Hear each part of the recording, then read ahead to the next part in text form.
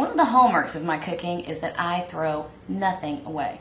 I really don't care what it is. If there is any possible way for it to be consumed, I'm going to figure out how to do it. Now, this unappetizing bowl of stuff is what ends up in the bottom of the slow cooker after you've braised off a pork roast. And this drove me nuts. I know if you do a chicken, or if you do a beef roast, or even if you do lamb, you save this stuff and use it. But why did nobody ever use the pork? I couldn't figure it out. So I actually started doing some research. There are lots of cultures that use pork broth. They're very big in Asian cuisines, and there are quite a few recipes for things down in Mexico, Central and South America. Well, how do you do it, and how do you mimic it, and why is it not more popular? Basically, it's really porky. Now, that's not normally a bad thing, but when you're dealing with something that has this intense of flavor, it can be pretty strong. So here's what you do. Once you've braised off your pork roast, put everything in a bowl, stash it in the fridge, and it's going to separate like this. Can you see the two layers like that? See?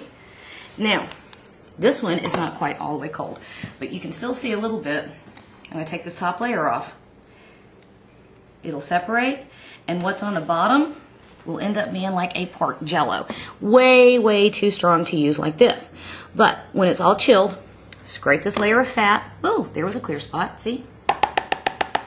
Scrape that layer of fat off, set it aside, and then that pork broth in the bottom, cut it with water, or cut it with a little bit of chicken broth, or cut it with, well, I used beef stock that I'd made with some Merlot in the last recipe I used.